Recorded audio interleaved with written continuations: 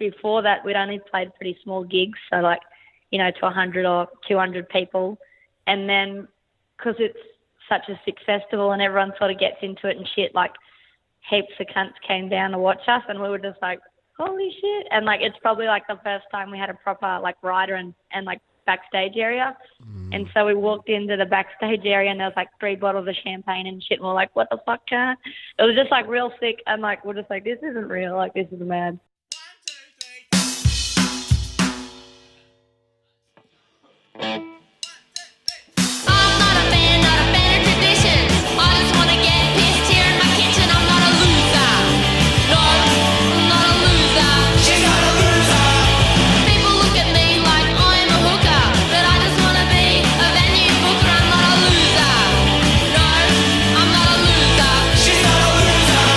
Everyone, welcome to 3 Gigs, the podcast that tells the stories of 3 shows that have had a profound effect on a performer's life and career.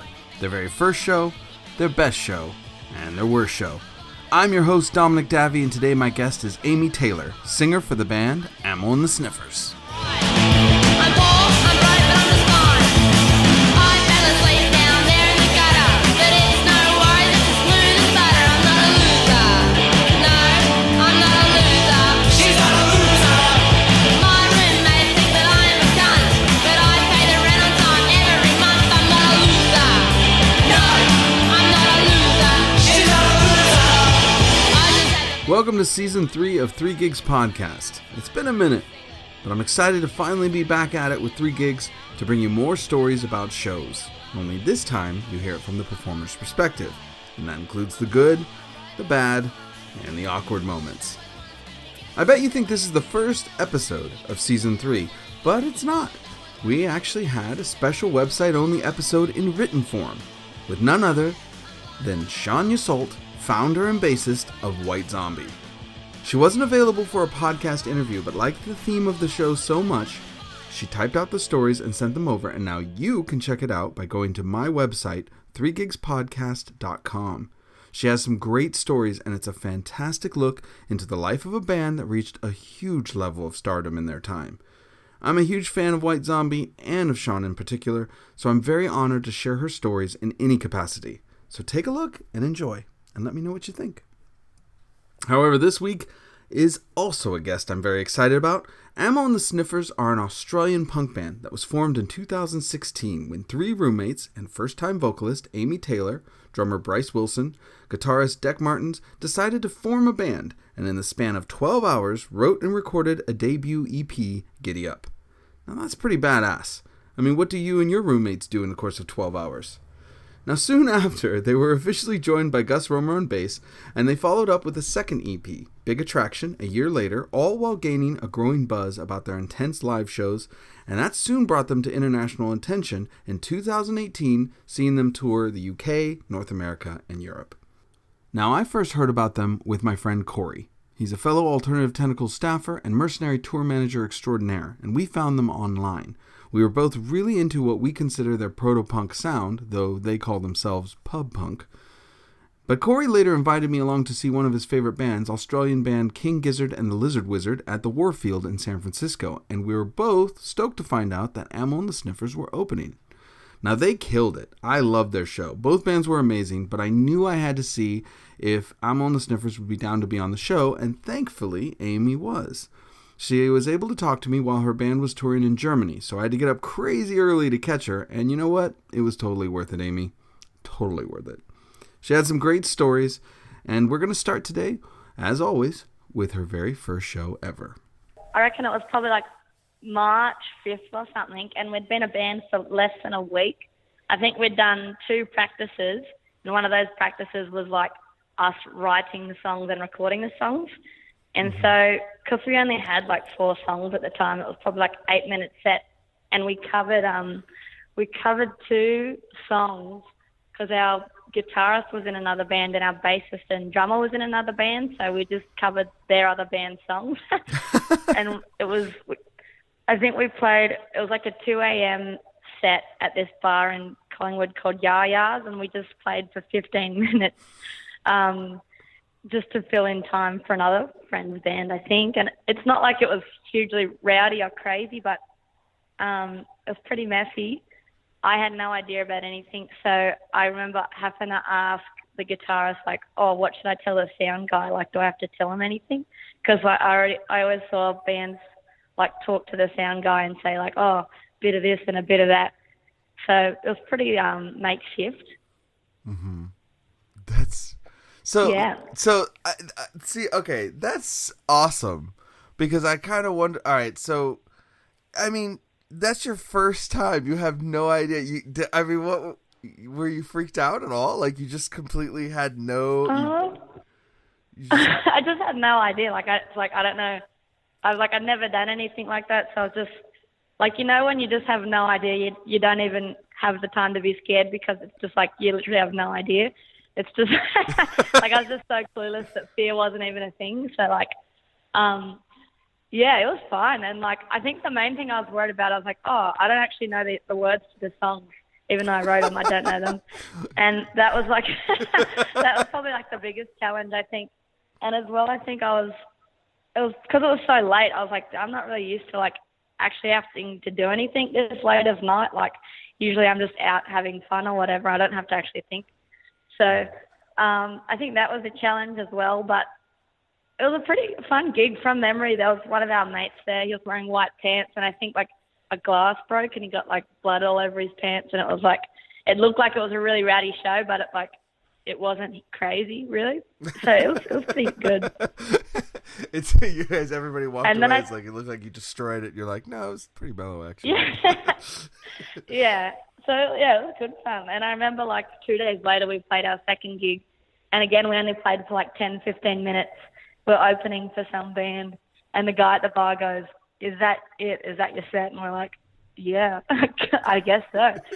And he was real pissed because it was just such a short set. All that, that's all we get? Yeah, no, that's really funny. Yeah.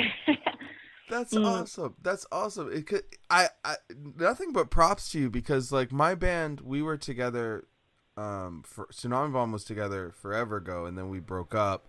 And then when we got back together, not everybody wanted to come back. And so we ended up we got, our original singer came back, who plays keyboard too. And then we got a new singer, Kate, and she had never been in a band before.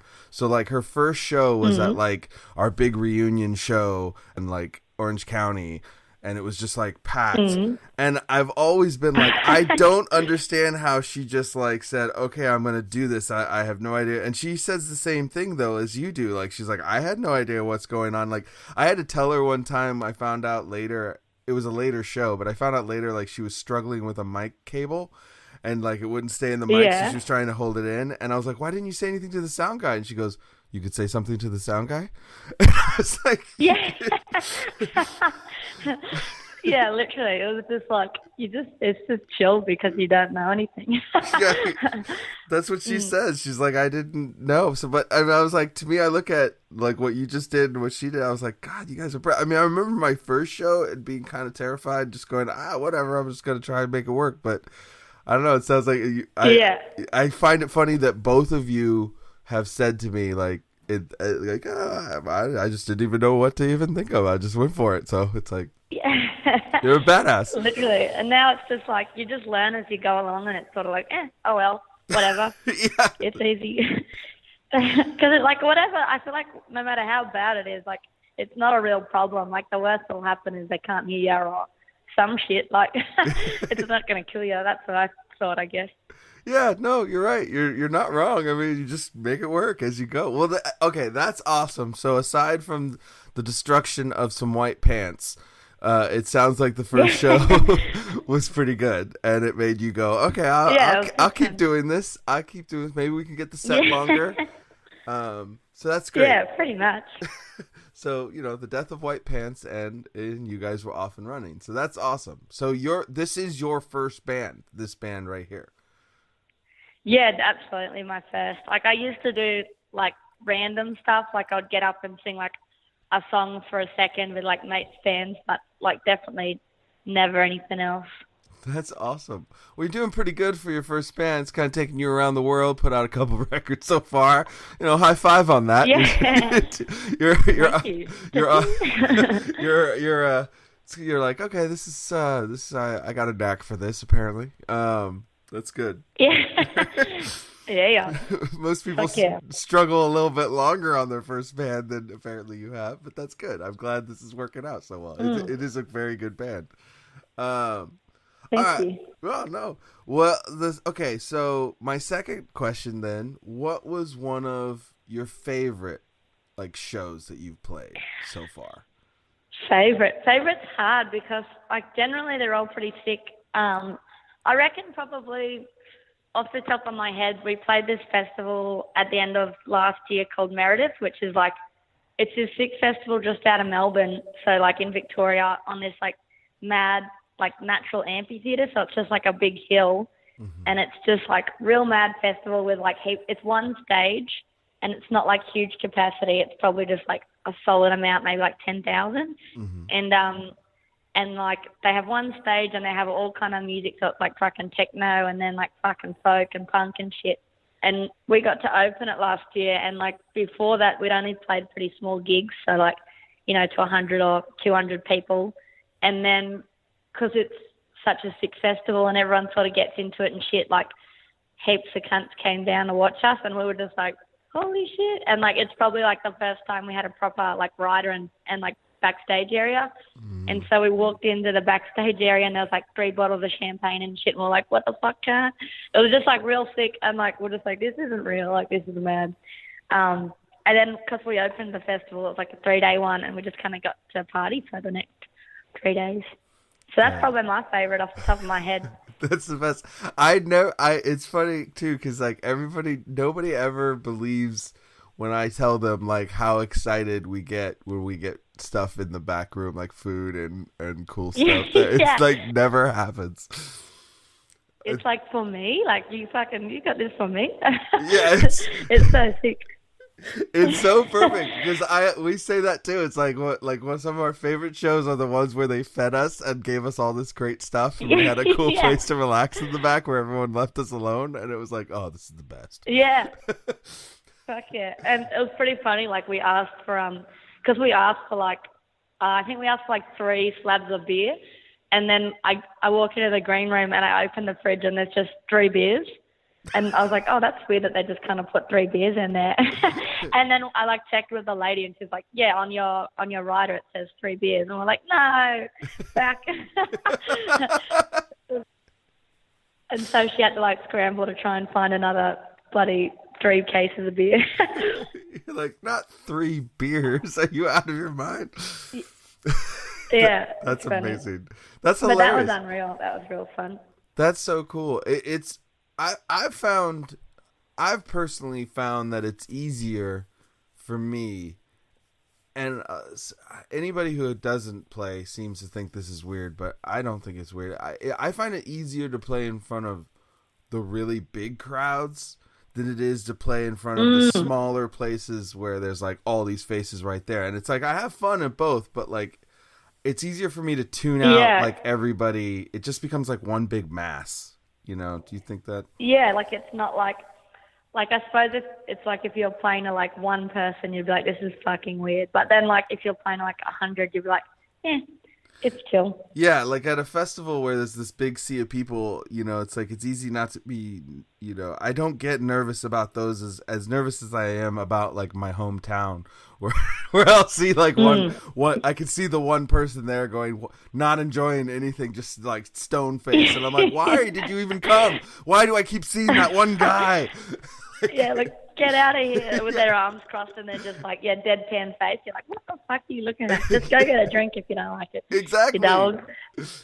Exactly. At the big festivals and the big sea of people, like people are like, isn't that terrifying? I was like, no, I can tune them out. They're just a bunch of colors that make noise. I don't care if somebody's out there like not enjoying it. I can't see them. Yeah, both the guitarist and the bassist in the band, they're like short-sighted. So I don't think they can even like see any audience.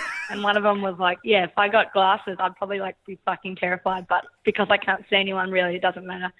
That is the best protection ever against stage fright or being like nervous or anything. See, now I know how you guys pulled it off. You guys just don't see anything. You're just like, oh, whatever. Who cares? There's a crowd there. We're literally blind. So.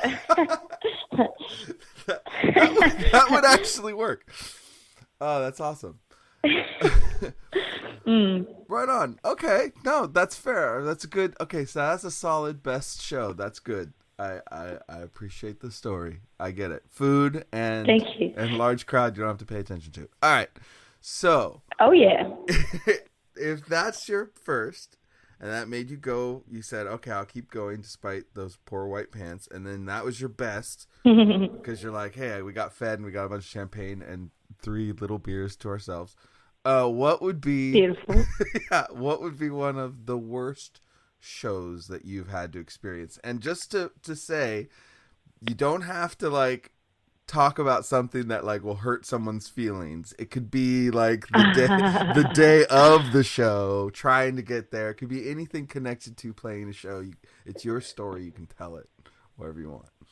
Well, I reckon, like, I mean, it's pretty subjective of what's the worst because we've played heaps of, like, terrible, like, technical shows, like, where we've just fucked up heaps and shit.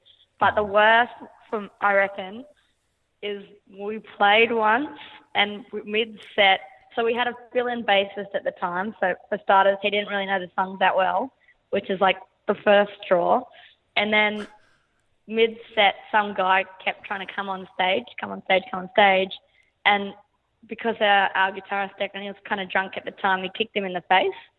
And then our drummer got up, Bryce, he got up and he tackled the guitarist off stage and was like, we're not here to fucking fight. And they ended up getting in a fight.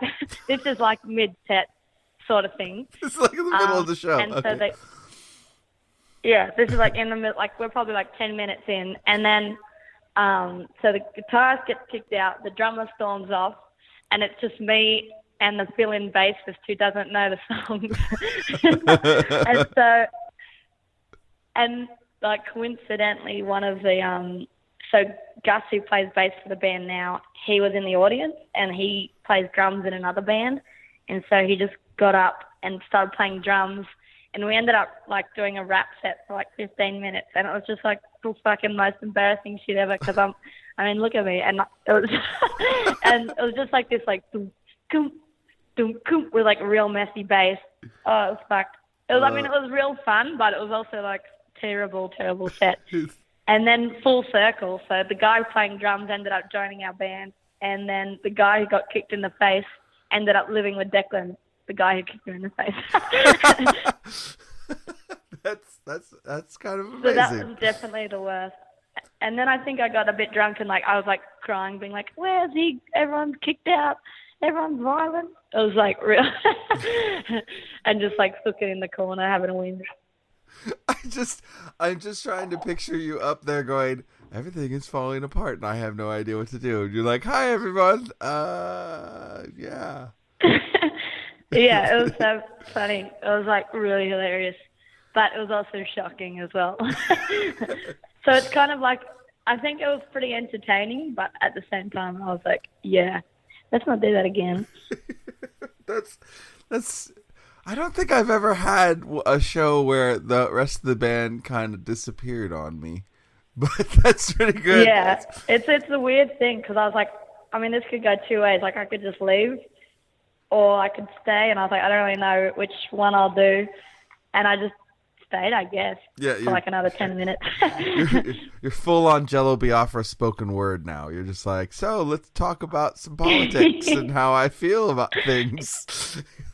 Turn into like a comedy set pretty much. Yeah, right. It's just like, yes, to this wonderful jazz, bass, and drums, I'm gonna just keep talking. That's pretty rough. Yeah, that's pretty rough. How long ago was this? Like, that was probably like 2 years ago or something. Like that was towards the start of everything. Uh-huh. Maybe we're like 6 months in or something like that. So. I mean, it's pretty chill, I guess, but at the time I was like, this is fucked, mate. Like, oh my God. Yeah, half the band disappearing and then somebody running up to play drums and a bassist who has no idea what's going on. That's not leaving you with a lot to work with. Yeah. And that was the first time the drummer's girlfriend's dad had come and watched him play. So it was like the first time the dad was meeting him. And it was just like, it it probably wasn't the best impression, I imagine. But they're still together, so who knows. I drank to the right glass, I'm taking the right path. Fighting is testing me. I love the last laugh, down to the work task. They'll get the best of me. The cup of destiny. I drank to the right glass, I'm taking the right path. Fighting is testing me. I love the last laugh, down to the work task. They'll get the best of me. The cup of destiny. You've been listening to Amy Taylor, vocalist for Amyl and the Sniffers. If you'd like to find out more about Amyl and the Sniffers, and I recommend that you do, check out their website at amylandthesniffers.com or check out any of their social media pages. I've just added a few songs to our Spotify playlist, so you can hear them there if you take a look for it. Just look for 3 Gigs Podcast, Playlist of Awesome, or you could just look for them on your platform of choice. Or you could even go buy their record. That still works. If you want to find out more about 3 Gigs, check out our website at 3gigspodcast.com. That's the number 3, gigspodcast.com. You can see bonus content of all of our guests, including some footage of Amyl and the Sniffers, as well as that article with Shania Salt of White Zombie that I mentioned earlier. You can find the show on our social media pages on Facebook, Twitter, and Instagram just by searching 3 Gigs Podcast. Give us a follow and let me know what you think of the show. Anyone want to hear more? What do you want? Anyone you want on the show? Let me know. Tell me. I'm listening. Now, if you have a moment and you enjoy the show, please check out our page on iTunes. Leave us a rating and a review. It really does help the show reach more people, and it helps me out a lot. If you don't like the show, don't bother. It's totally fine. Just keep being you. Our theme songs for this episode has been I'm Not a Loser by Amyl and the Sniffers off the EP Big Attraction, out now on Homeless Records. We are closing with their latest track, Cup of Destiny, also by Amyl and the Sniffers, released digitally through Flightless Records. My name is Dominic Davey, and this has been 3 Gigs Podcast. Thank you so much. I hope you enjoyed the episode, and we'll see you next time. The cup of destiny.